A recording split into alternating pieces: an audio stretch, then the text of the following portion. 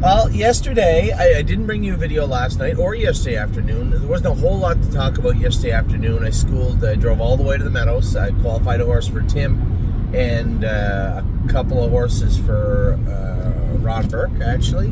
And then I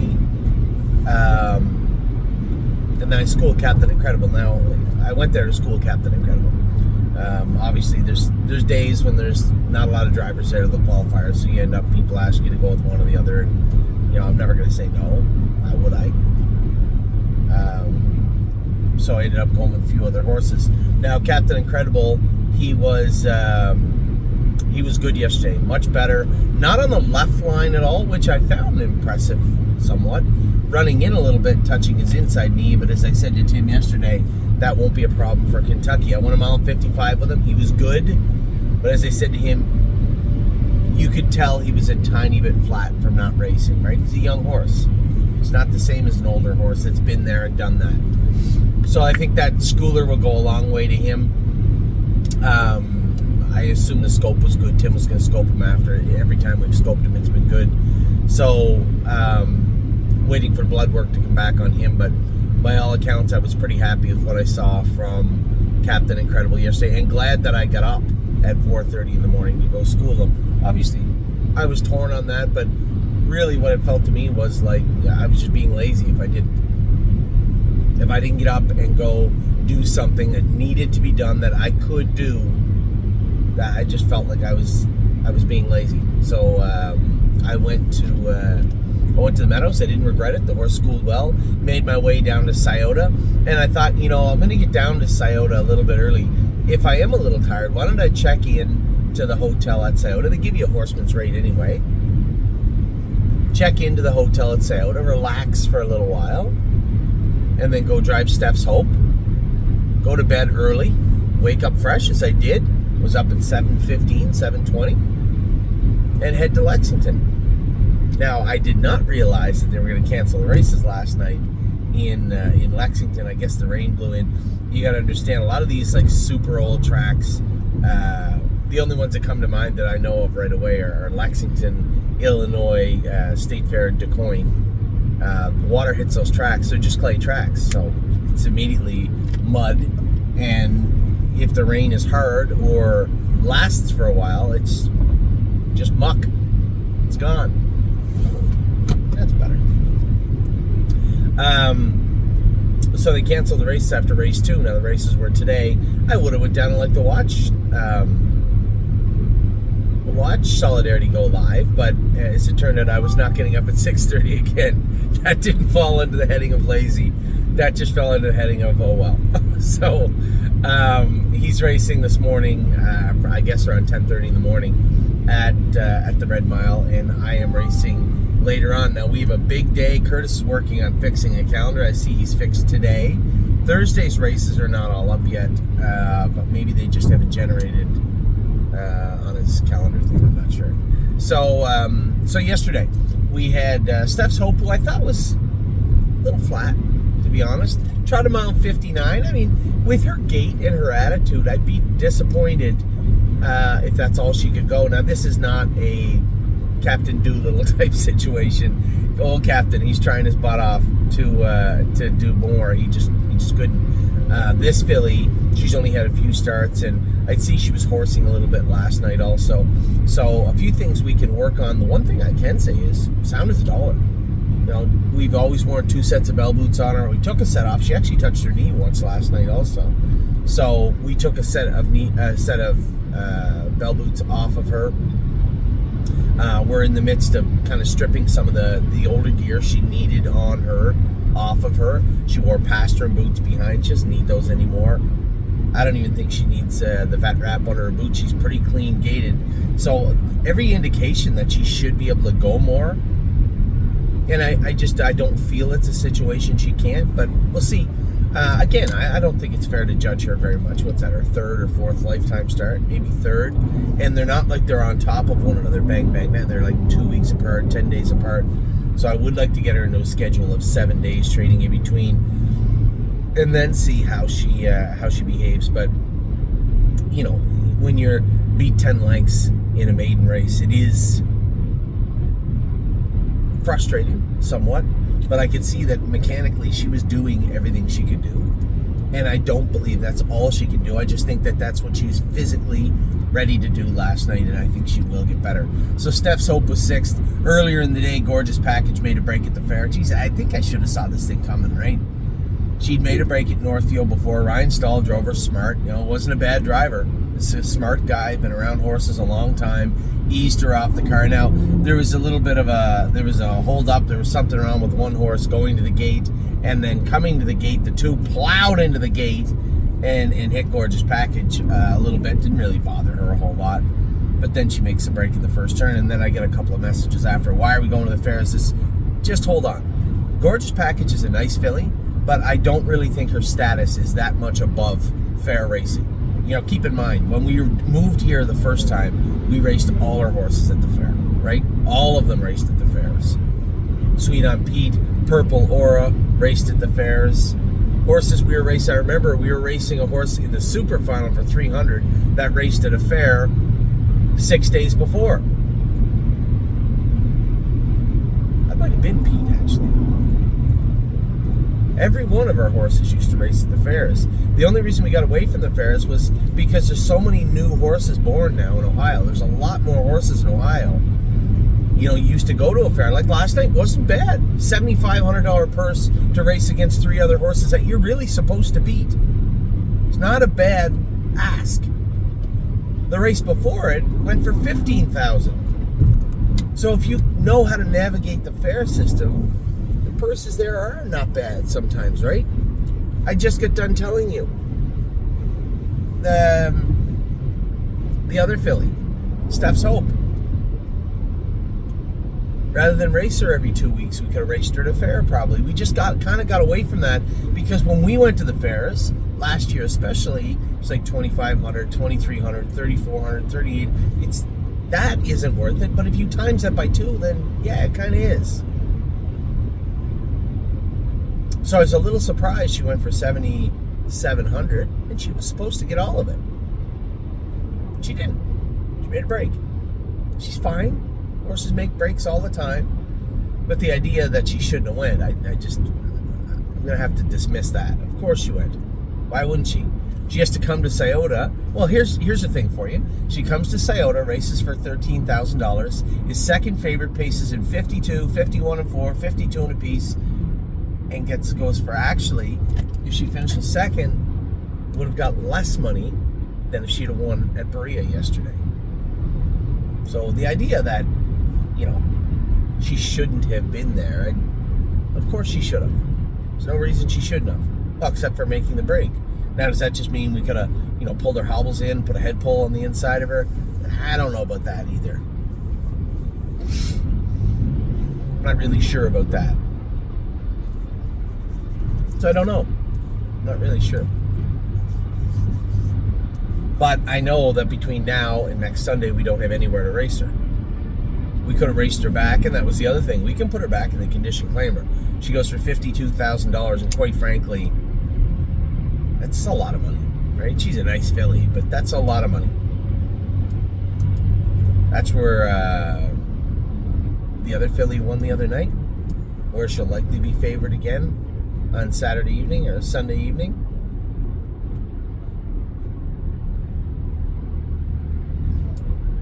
So I'm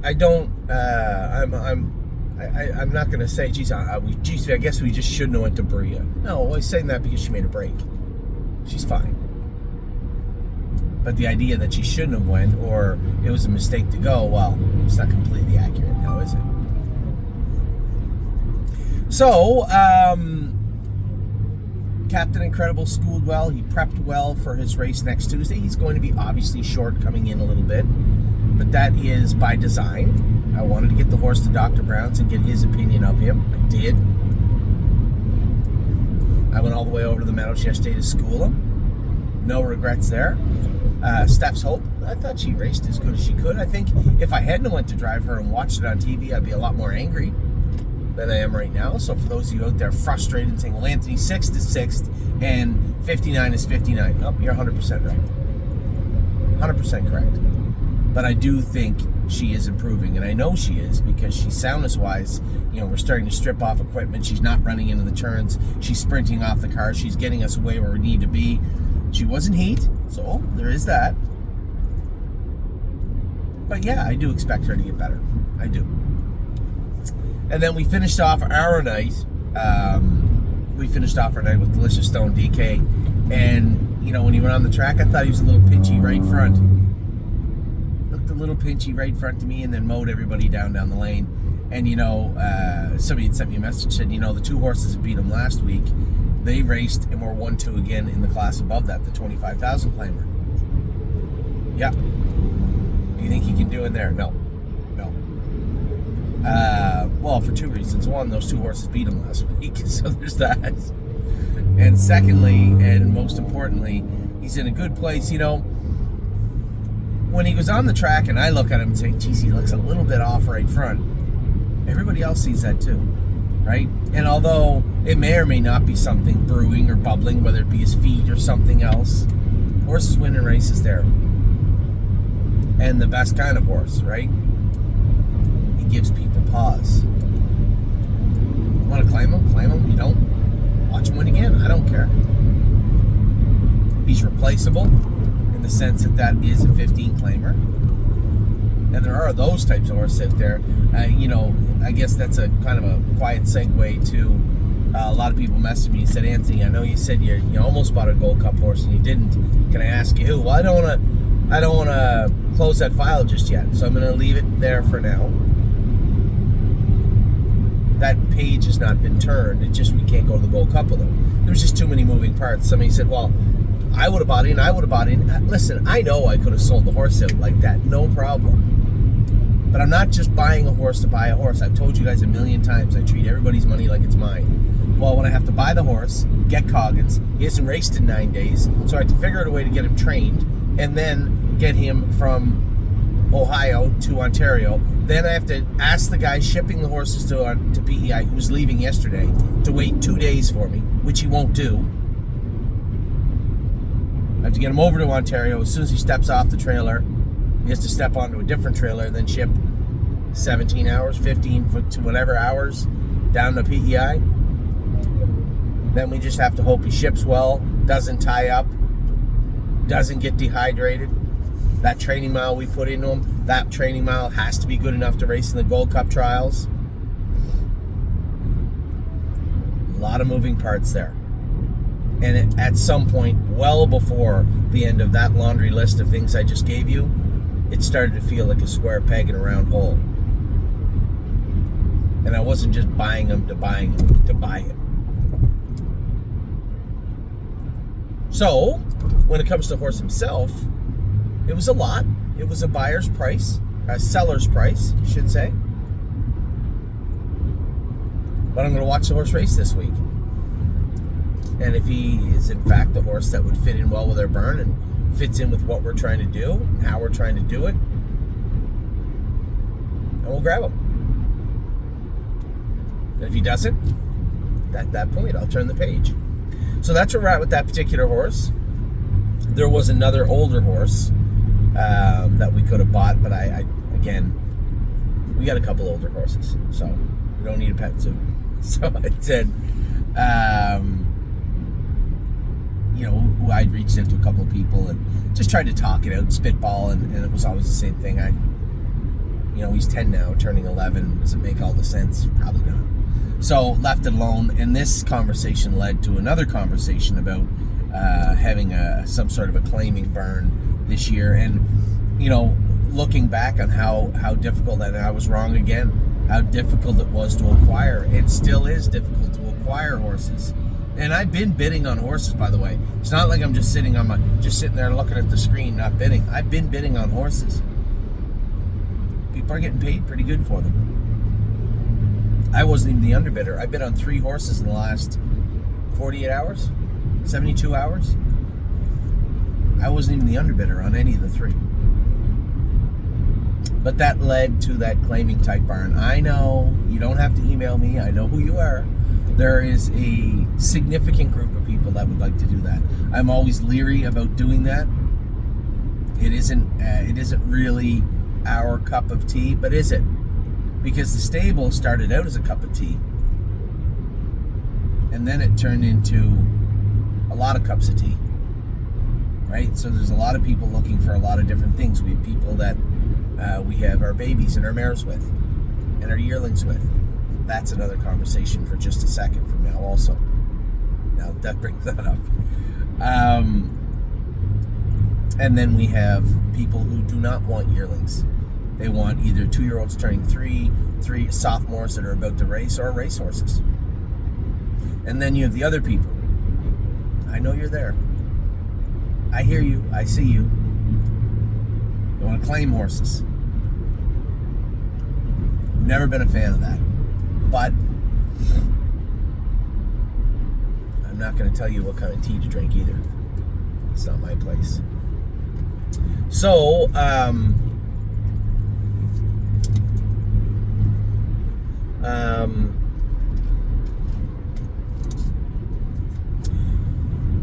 so yes, I suspect, especially looking at the purses down in Miami Valley in the wintertime, it is really hard not to say, should we be there? What I would like to have, I suppose, is a couple more open horses and a few more of them popping up. I'll talk about them in a couple of days. There's about 4 horses I'm watching right now that are about to sell over the next 48 hours also. And then, of course, we have the preferred sale coming up. We're going to have 3 or 4 of our own horses in there. I'm a little torn now. I don't want to be torn. I want to talk to Jason a little bit more. He told me that he's a Fearless Peter's blood come back, and it wasn't very good.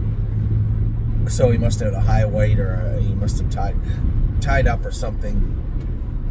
So I'm going to talk to him this morning about that blood work also. Is it enough to preclude him from the sale on Monday? I don't know. We'll see. But as of right now, we have the 4 horses in the sale. We have a number of horses I'm watching. I'm on my way to race. Now, this is Wednesday. We have a lot of horses. Now the calendar is at least updated for today. Hanger 1, apparently he's racing twice. Hanger 1, Steady Bolo are both in today. Cherry's Girls in at the Meadows today also. Gaslight Hall races tonight. He's the only one that kind of bothers me. I want to talk to Tyler and just be clear, I don't want him roughed up because he's got to go to Ontario in 6 days. Blue Rare is racing tonight. Thank you very much for all our clients that reached out and said, Anthony, your calendar is wrong. I know, it is. Yep. There's a few little bugs in it. But Curtis, to be fair to Curtis, he's been working his butt off also. He did the Hambletonian show and then drove to Newfoundland to do the Canada Games. That's where he is right now. So a lot of driving, a lot of work, a lot of long hours for him. I'm certainly not going to get upset in any way. Megan's Lucky Day races tonight, and then we close out our night with 2 horses in together. Gymboree, you're just going to have to train, I guess, quite frankly. 8-hole coming off the virus, coming off a scratch. So we're going to have to go easy with her, and then I'll be driving Resolve Indeed. I think this might be her last start in this class if it goes hard again tonight. I'm watching the other class. Numbers of 2, but not more than 4. 17 claimer, 15 claimer in the Meadows. It's obviously a less tag, but again, in American dollars. And with her allowance, you're looking at 75% allowance on 15. It's about what, 10.5? About $27,000, $25,000 claiming tag, which is what, 33 Canadian. I don't think that's a big. I don't think that's a no-go for us. I think that'll work just fine. So that's where Resolve Indeed may end up next week. As I said, we have stakes coming up all week long. Now this may change, but I believe Thursday I'm at the Meadows. Briefly. In the morning, I want to train and go with a ton of horses at our barn at Northfield Park. Friday, Meadows. Saturday, Meadows, Northfield. Sunday is Northfield. Monday is Kentucky. Tuesday is Kentucky. Yes. I believe that's where I have to be as of right now. Now,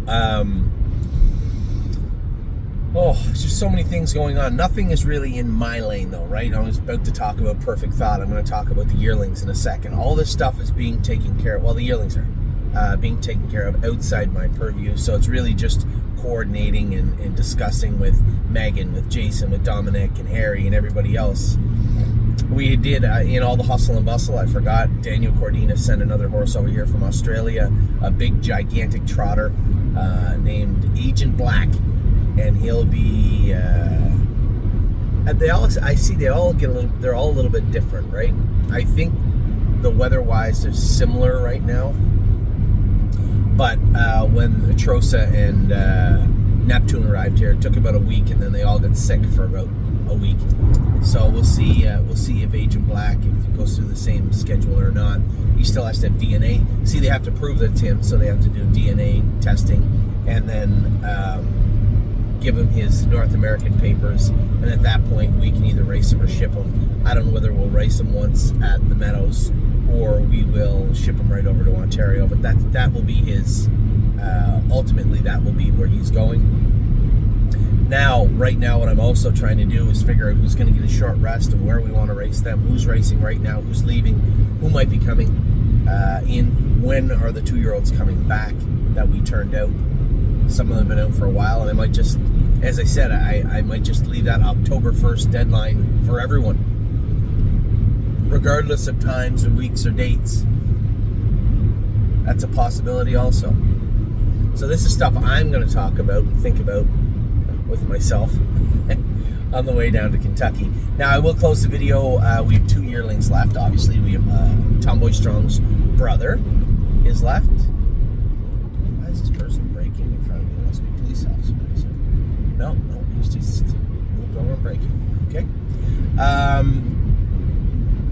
Tomboy Strong's brother is left, and there's one other one also.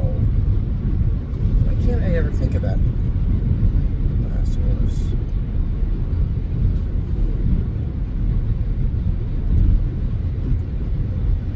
There we go.